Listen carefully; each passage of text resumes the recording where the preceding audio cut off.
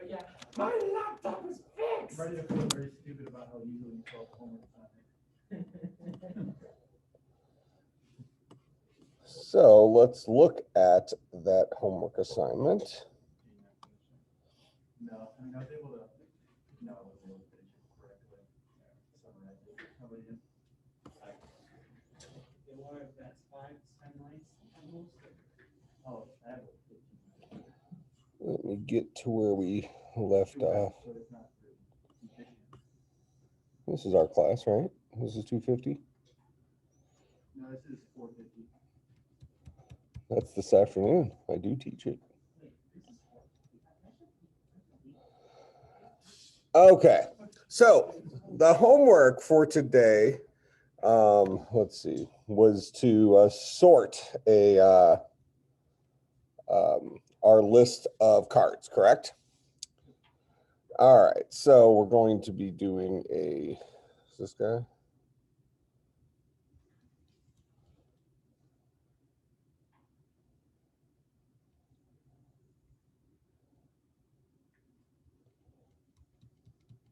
Seems like I'm missing some slides here.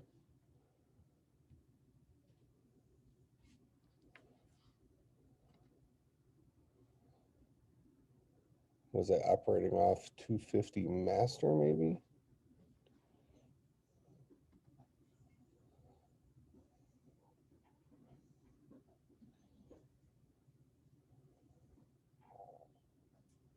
Or had I been putting stuff in the 250 from last fall? What have I been doing?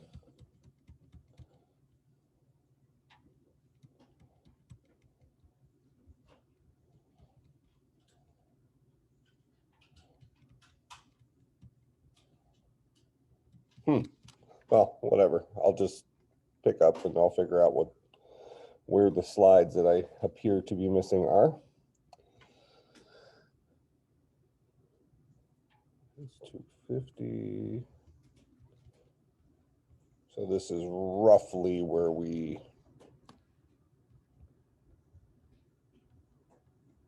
should be, somewhere right in here. Okay, so I had introduced an array list, right? So we have this thing called an array. Oh, go ahead. I don't know if you're supposed to see what you're doing. Oh, you are.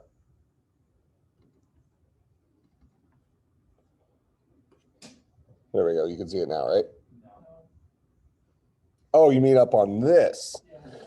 Yeah. You couldn't see it on Zoom either. Ay, ay, ay. We got this. And this got to go down. And this has got to do this.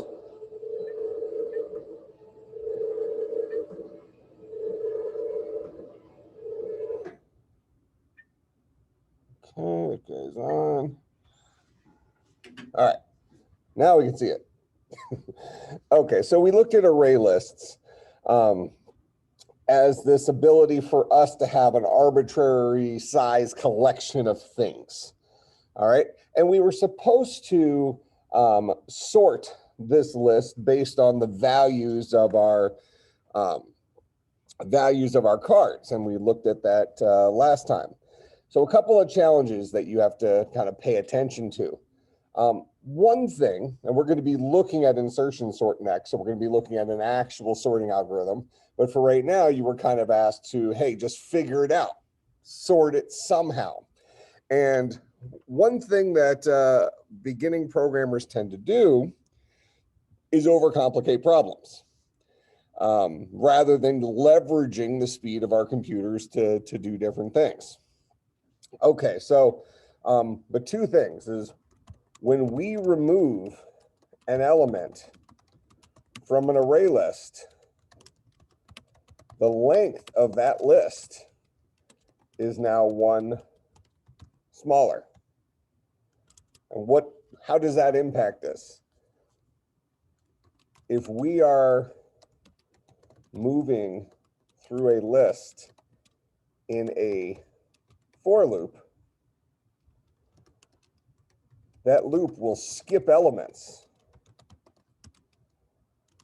as we add 1 to I each time,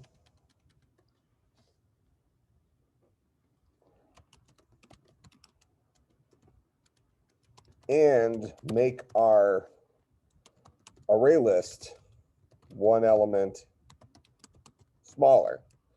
So you'll actually skip half the values in your array, in your array list, by removing something and not adjusting that value for I. All right, so let's go this route. So let's say sorting an array list.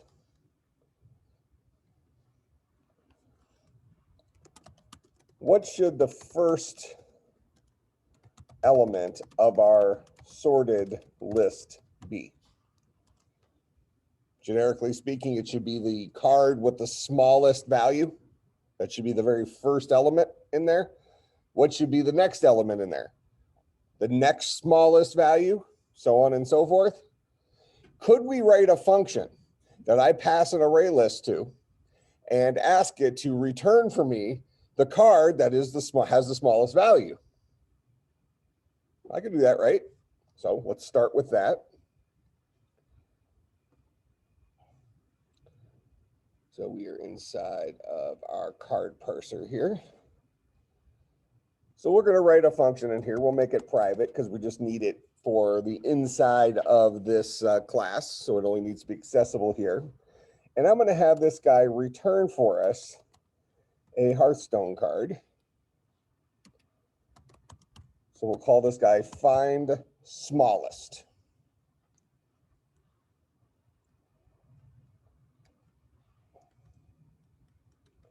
All right, so this guy's job is to go through the current state of our collection of minions, which is called the minions, right? So go through the current state of the minions and return, let's actually say remove and return the card with the smallest value. That's what we're doing. Okay, so we'll go ahead and let's just grab the very first card that's in there. So we'll say Hearthstone card cur, let's call it cur winner, is equal to this dot the minions get index 0. That's the very first element in there. So now we want to check all the other elements. Potentially, we want to check all the other elements in this list to find if there's something that's smaller, has a smaller value. So we're going to have another variable here called index of winner. And our current winner is at bucket 0. That's our presumed starting point winner. So now we're going to have a loop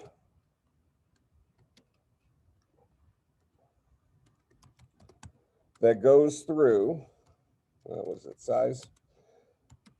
That goes through every element of the minions.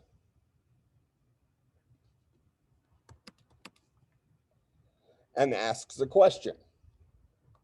If this dot the minions dot get the value that's at bucket I, and we can actually start I off at 1 since we've already stored the value from bucket 0.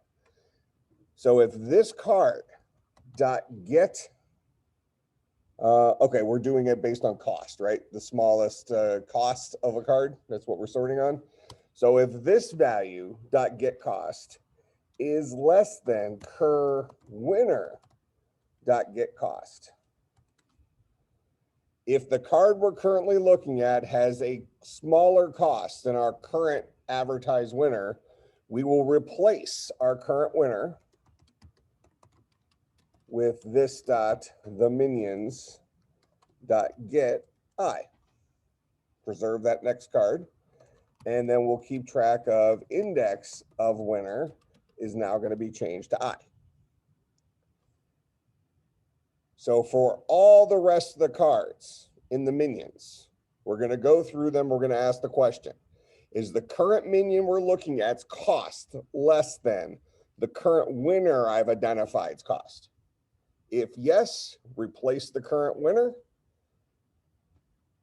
and keep track of the current index, which is going to be the card that I will ultimately remove from my array list. So when we're done with this for loop, the card with the smallest cost should be in cur winner. The position of the card with the smallest cost should be in index of winner. So we're going to go ahead and we're going to say this dot the minions dot remove from bucket index of winner. We'll get rid of that card. Then I'll go ahead and I'm going to return cur winner. That's the smallest card. This is all this tool does. His one job in the world is to go through the current minions, the minions array list, and give me, remove and hand me the smallest cost card in there. Make sense? Go ahead. So in Python, there's a function to sort numbers. It was like dot sort, something along those lines. Is there a alternative to that? There's plenty of them, but you can't use them because we're learning how to do sorts. Okay, but that would work in a situation. Not directly because you have to teach it how to sort cards. Yeah. But all problems that we solve are going to be solved in terms of the tools that we know. You can pretty much assume that most of these tools already have things in the core language that will do it for you, but that doesn't help you understand the algorithms, Yeah, right? Right. Well, I'm definitely right. So, because you need to be able to invent your own algorithms when you need to solve a non-standard problem, right? Sorting is something that's a fairly standard problem, but in this case, we're sorting these things called Hearthstone cards. Do you think Java knew about Hearthstone card objects when they wrote the language? So they've given us some mechanisms for, there's a function called compare to that you can implement that teaches you how to compare one object to another object so that the sort functions would work. But we want to look at some different algorithms for sorting in here because, you know, that's what the cool kids do, right? All right, so this little tool that we just invented here, his one job, don't overthink the problem. His one job is to find the smallest card. Okay, so if I'm sorting a collection of cards by hand, I'm going to flip through and I'm going to find the smallest card. I'm going to put it over on another pile. Then I'm going to flip through and I'm going to find the next smallest card. I'm going to put it on top of the other card. Then I'm going to flip through and I'm going to find the next smallest card. Put it on top of the other one, right? I'm going to keep doing that until this deck is empty, right? Till I've run out of cards to check. And then I look over there and I say, that must be the sorted collection of cards. So now up here in sort lowest cost to highest cost, we're going to say while this dot, the minions dot size is greater than 0. We're going to keep doing this until I run out of cards to check, knowing that inside of this function that we're about to call, we remove a card from the minions and then return the card that we removed that we preserved inside of cur winner. Now I need a place to put this. So in my little example here, I said we got this little pile over here where we're putting our winners, right? So I'm going to go ahead and create an array list of type Hearthstone card. We'll call this the sorted list. And this will be a new array list of Hearthstone card.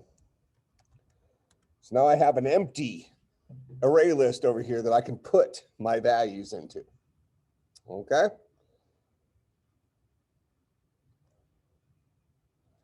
And we'll go ahead and give ourselves a Hearthstone card temp to hold our winner each time.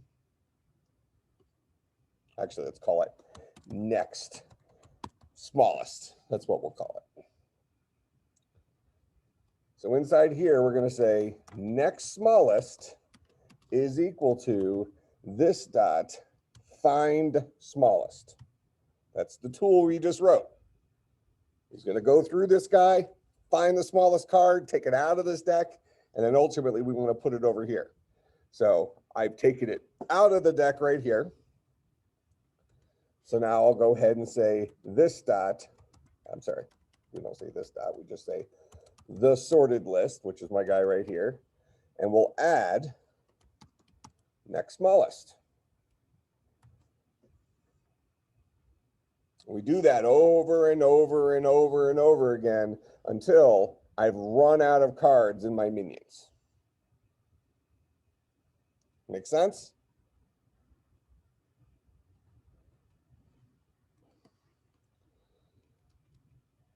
So now lastly, I can copy the values back over if I want to. So I can go ahead and fill up the minions with the sorted list, or I can just change what the minions points to.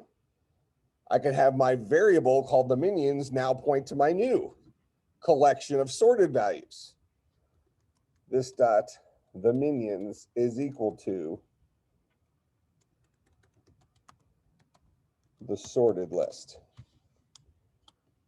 But understand, this is making the var, the minions,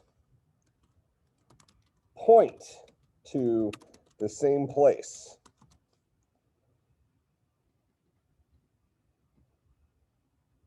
I'll put this above it.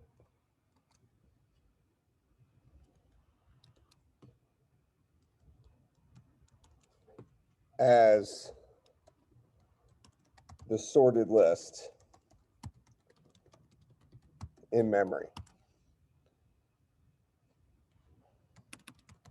We could have also kept it in its original place and copied our sorted cards back over.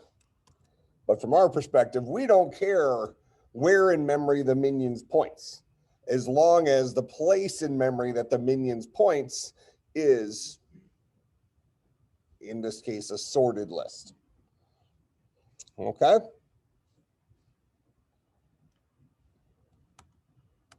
And we already have a display, don't we? Show minions that just goes through our minions and displays everything. So now if we come out here to driver, we go ahead and show our minions initially. Then we'll say sort lowest to highest. And then we'll show our minions again.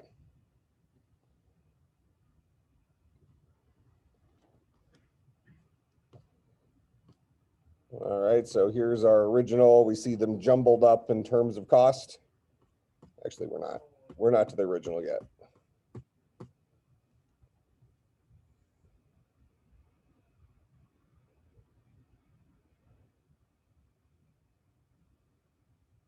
Oh, did I not display it twice? Oh, I did display it twice.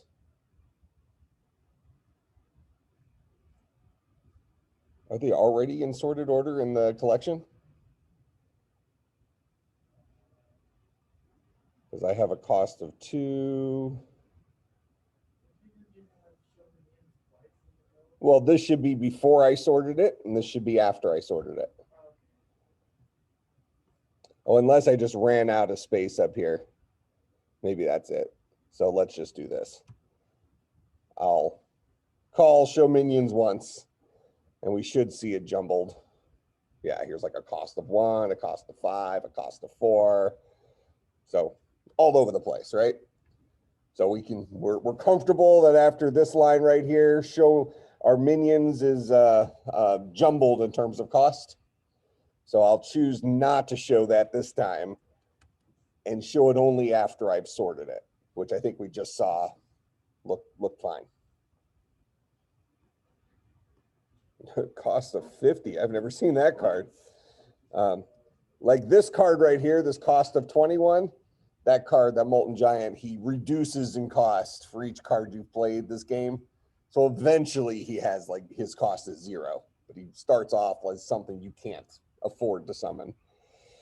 But in any case, it looks like we have these guys in the correct order. I have a question. Does that make sense? Hello? All right. So my guess is most of you that struggle with this assignment overthought sorting it, right? Instead of putting yourself in a real life example and say, I have a collection of cards. Somebody told me I need to put them in the right order. What would I do? Find the smallest, put it over here. Find the next smallest, put it over here, so on and so forth. Does that make sense? And then as a programmer, we're empowered to create that algorithm. Now, we can probably say that maybe this isn't the most efficient approach. We would call this, from a human perspective, certainly a brute force approach, right? You know, like we find the smallest, then we find the next smallest, then we find the next smallest, and we just do that over and over and over again. So at that point, we're leveraging the speed of our computer. All right, so let's look at an alternative way of sorting this data. So we're going to look at something called an insertion sort. I have a question. Go ahead. For my code, for some reason, the JSON array and JSON value keeps underlining red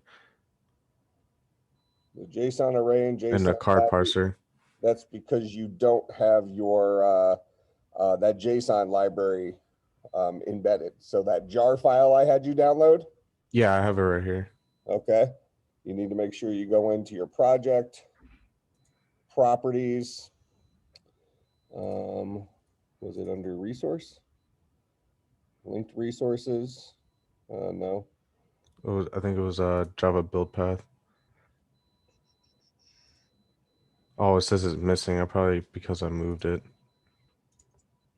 Yep.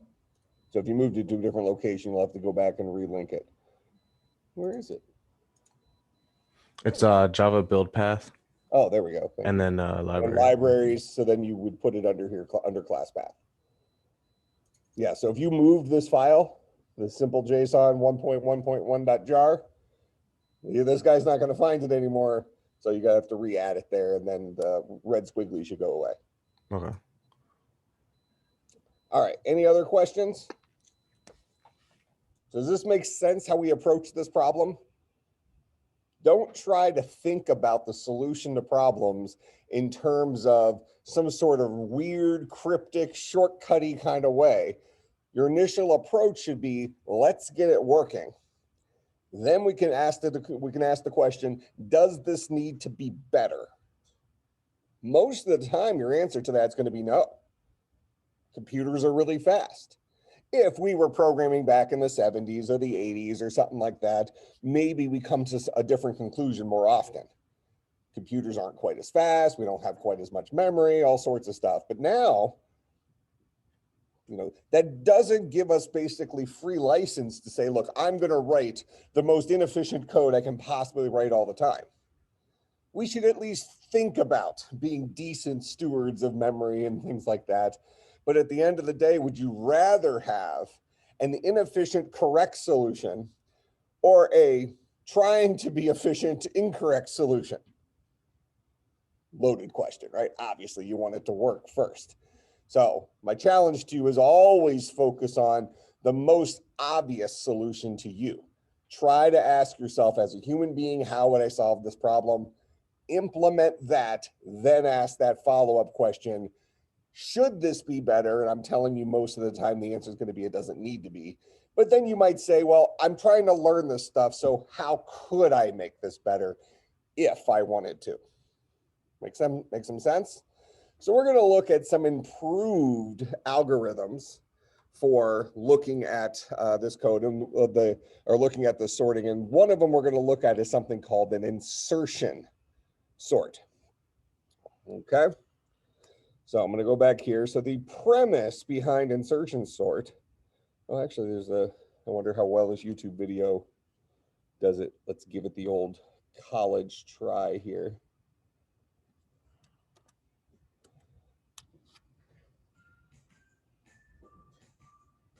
I'll get the volume up. If it ends up sucking, I'll change it.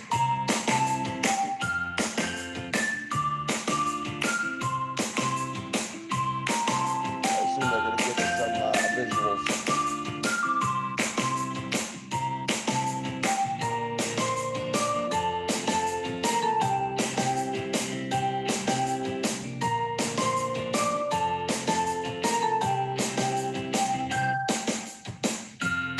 So if I just kind of pause it here, notice the 5 was right here. And what we did is we moved the 5 up the list. Okay, so we started at bucket 1. We said, and bucket 1 used to have the 8 in it, right? We said, should the 8 come before the 7? It shouldn't. We're done. We're done trying to move the 8 right now. Then we said the 5 was here. So if I scroll back a little bit.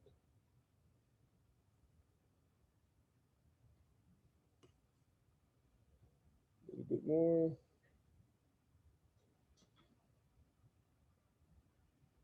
Yeah, that's the original. So we started off right here. We said, should the 8 come before the 7? No. We're done with this move. Jump to the next guy. Should the 5 come before the 8? Yes, swap them. Should the 5 come before the 7? Yes, swap them. Now I'm at the top of the list. Okay? Top of the list means I have nothing to check before me, so we have the 5 where it should go. Then we increment. So looking at the 2. Should the 2 come before the 8? Yes. Should the 2 come before the 7? Yes. Should the 2 come before the 5? Yes. So we swap. So then our list will look like 2, 5, 7, 8. Go to the 4. Should the 4 come before the 8? Yes. Should the 4 come before the 7? Yes. Should the 4 come before the 5? Yes. Should the 4 come before the 2? No. So we don't do that last swap. So on and so forth until we've hit everything in there. Does that make sense? So we take the elements and we effectively try to move them towards the top.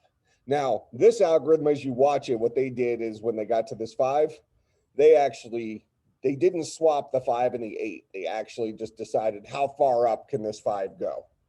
I like to do the swaps each time to make it kind of a mechanical, we're seeing this dude travel up the array, okay, by doing 2 swaps. All right, so I'll just let you watch this now that I've kind of explained to you that.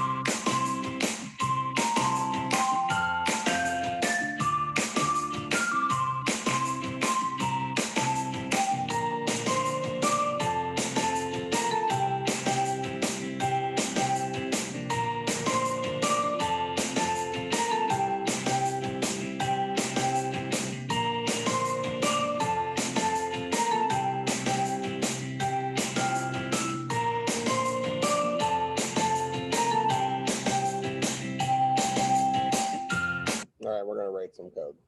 So does that make reasonable sense?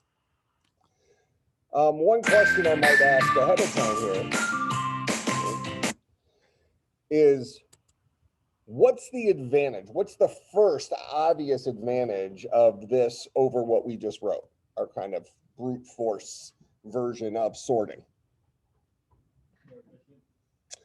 Okay, what does more efficient mean? Well, I guess it uses less memory. Right? Definitely uses less memory. Why? Why does it use less memory? Because instead of asking small values, Aren't we still kind of asking it if it's smaller than every value? yeah, I guess it is. It's just kind of hard to explain. Like, I understand the concept But that's not a memory thing. That's a speed thing. That's a performance thing. That's a number of questions we ask thing. So we're still asking all those questions. But to your point, we are asking them less often, right? We're only asking them on a per kind of moving up the top of the thing list. We're not doing it for the entire collection over and over and over again. So we are asking less total questions, but we're still being pretty verbose in the number of questions we're asking. But what about memory efficiency? Right off the bat, an advantage of this is we didn't have to create a second array, right? We swapped in line, right? We took the original array list. We didn't remove stuff from, well, we temporarily removed stuff from it. And we say we want these two guys to switch places. That makes some sense? Okay. So we're going to do this with our array list now. Now, one thing we're going to see though, is when I remove something from an array list, which we're actually going to not do, I actually do change the size of the array list.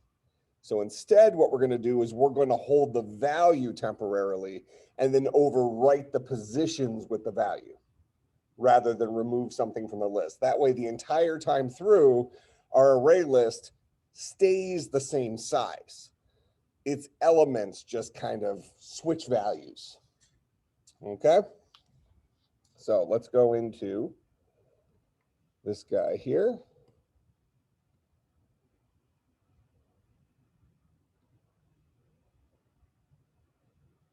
And we'll go into card parser. And we'll call this guy public void insertion sort cost, lowest to highest cost. All right, so our final output should be identical to what we just wrote, but the means by which we got there should be different. Okay, now, just like we looked at in the video, we're going to start at bucket 1 and then take the thing that's at bucket 1 as far up the list as we can. Then we'll move to bucket 2 and we'll take the thing from bucket 2 as far up the list as we can. So on and so forth. So we're going to need a loop that'll take us on a voyage from bucket 1 all the way to the end of our array list. All right, that's first step. So we'll say for int, I'm going to call this guy cur start. Starts off at 1. He keeps going as long as he is less than this dot the minions dot size. And each time through, we'll add 1 to him.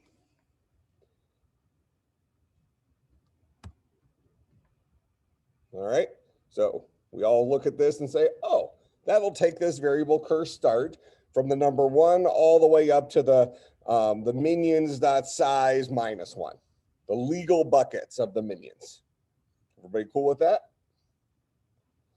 All right, so now what do we want to do at each of these guys? We want to say how far, well, let's say, try to move the value at cur start as far up the array, let's call this far up the array as possible. Then move on to the next cur start. So what is our situation for possibly moving the current position, our current starting point, up to the top? Well, we need to make sure we're not currently at bucket 0. That, you know, if something gets all the way to bucket 0, he has nobody before him, right? He's 1. He's the smallest value currently. All right, so we're going to have an int cur value. Actually, it's not an int, it's a Hearthstone card. Cur value. And this guy will start off equaling this dot the minions dot get cur start. Now we're also going to need a second variable here for our swapping.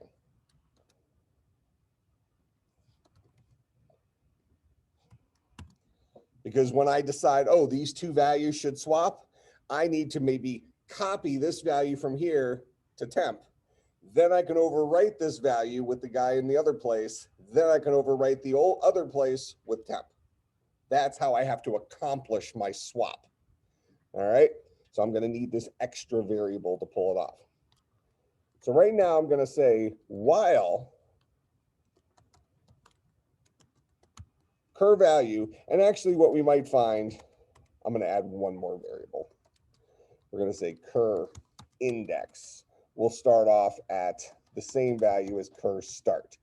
We don't want to change cur start because we need to remember where we're going to pick up next time once we get something towards the front of the list as far as we can. All right, so I'll just keep track of cur index. He's the current place where cur value is pointing. So we're going to say while cur index is greater than 0. Because if he's not greater than 0, we have 0 possibility of doing a swap, right? Because once he's 0, we can't compare him to bucket -1. We're going to get an array index out of bounds exception. Okay, so while it's greater than 0, and we're going to say this dot the minions dot get cur index -1. This is the guy before the current guy we're looking at. If his cost is less than, I'm going to kick this down a line just so we don't go off too much. This dot the minions dot get cur index dot get cost. If both of those things are true, I'm not at bucket 0, and the current dude I'm looking at should come, and actually I wrote this backwards, right?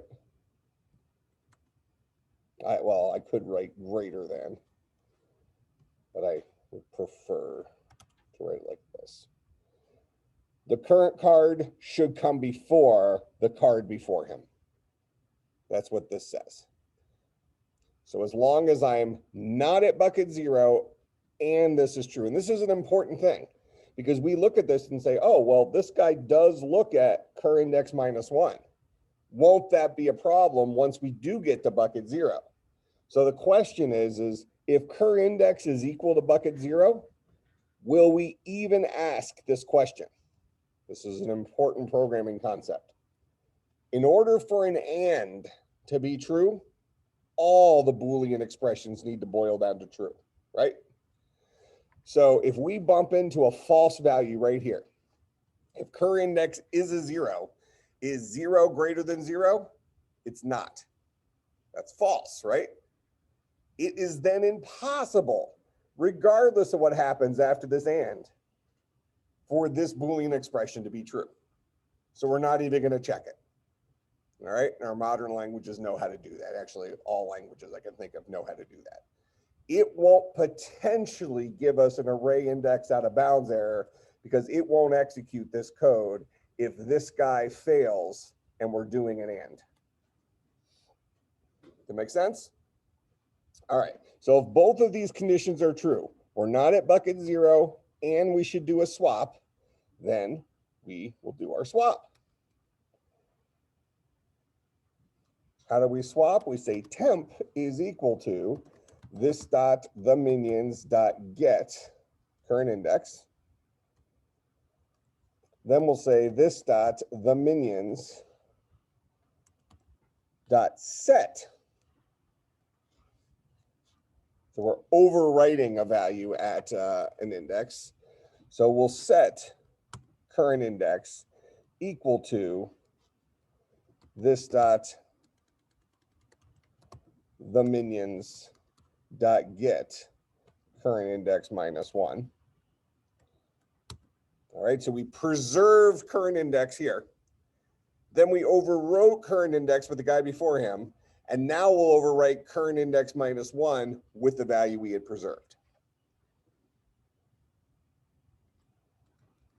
This dot the minions dot set current index minus 1 equal the temp. We swap the two places. And then what does current index do?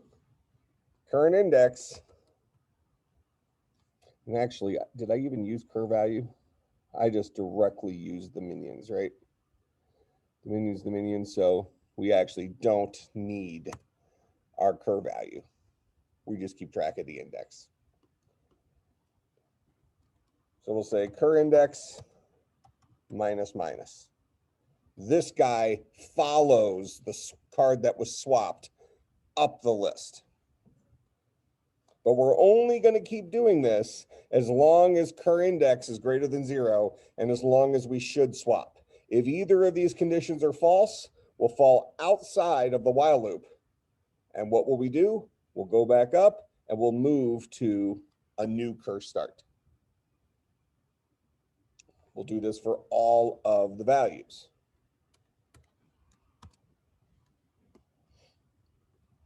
Okay, so we'll go out and test this. This should be insertion sort, lowest cost to highest cost.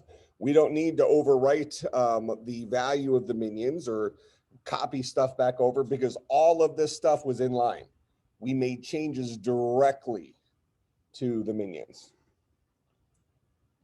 So this was called insertion sort, lowest to highest. So there's that function.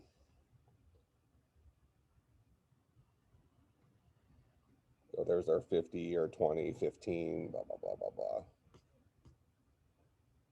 All right, makes some sense. Same result as we had before, but our means to an end for that result was different.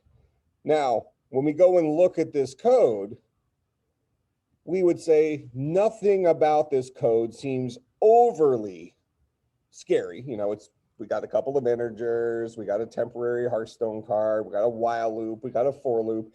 No individual part of that is overly intimidating, but this definitely feels more algorithmic, right? This is kind of a, almost like a trick, a shortcut or something like that compared to the way we solved this problem before.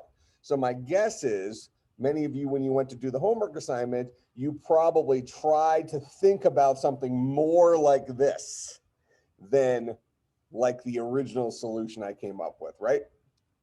Okay. Now, this isn't anywhere close to the best sort, but it's complex enough for us to practice, right? Most of the time, we don't need super high speed. It is certainly more efficient than on all levels than the kind of brute force approach we took a little bit ago, right?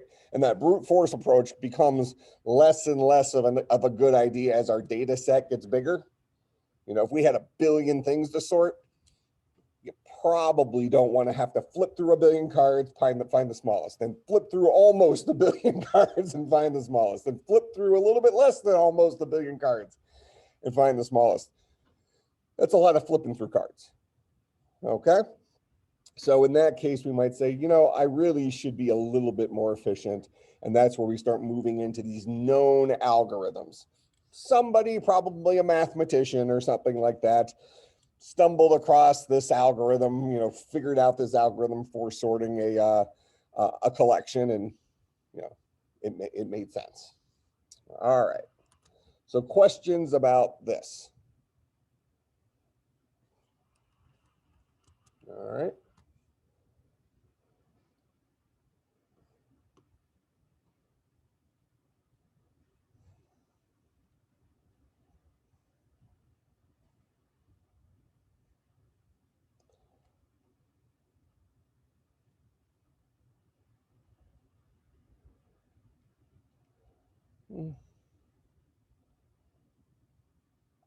Really don't want you to just have that. we'll write it next time. So your homework for next class. Here's a selection sort.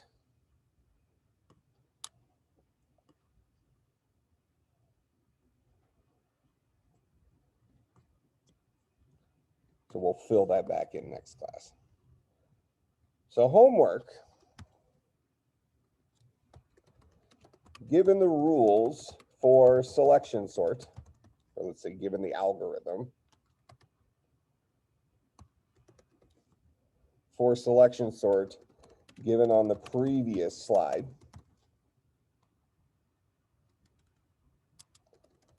implement another sort method in our, what do we call it? Card parser that sorts using the selection sort algorithm, but this time sort from the highest cost card to the lowest. So just switch it up a little bit. We're looking for the bigger cards to come first, followed by the smaller cards.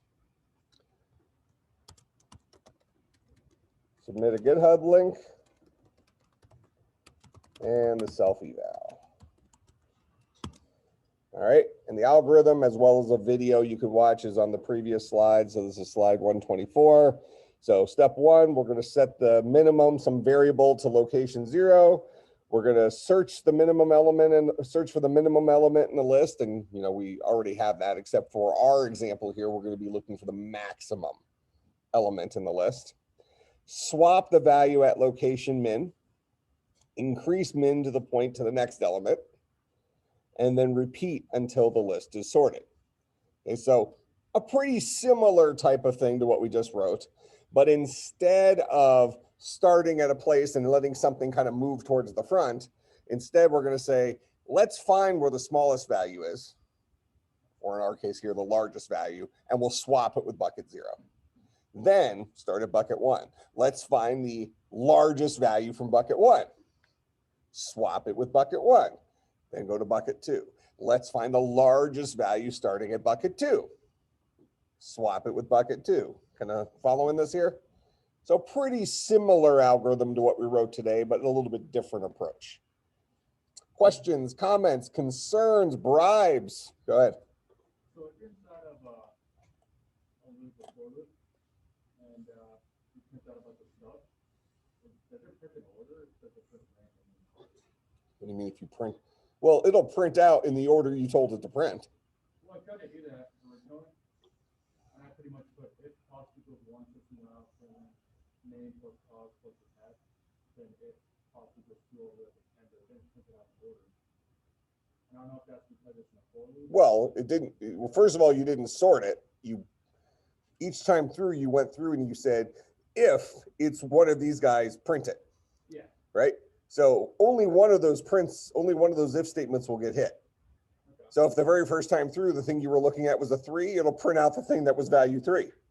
Oh, okay. So Next time through it was a 5, it'll print out the thing that was a value 5. All right. Okay. But keep in mind, this is something we talked about last semester. Printing something is different than returning that value or swapping that value or something like that. Our goal here is to actually have the final state of the minions be a sorted version of itself. Okay, make some sense?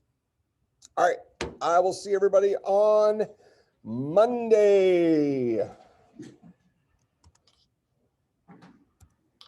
Professor, What's up? in my program, the JSON array and JSON value and JSON object makes an error. Okay, that was the same thing somebody asked at the beginning of class today. Do you need to make sure that you have the simple JSON jar file that's on I Blackboard? already imported the simple JSON array. I definitely typed the or wait a second. I definitely type the org.json.simple.json Correct. array. You need to do this first. You need to get that jar file that I have up on Blackboard, store it somewhere on your computer, and then go into project, properties, Java build path, libraries, and add it to your class path. Should I download something on the Yep, Blackboard? it's on Blackboard. There's a jar file on Blackboard, and we covered how to install it Well, I just told you how to install it again, but we covered it in class, I think probably either this past Monday or the previous Friday, one of the two. I The reason didn't. I can't find it is you didn't tell it where it was. So notice here, I just downloaded that jar file into my downloads folder. And then here for ClassPath, I added a jar and I went and searched my downloads folder for it. And now my project knows about that jar file. Mm, Does that make sense? yes, thanks. Yep.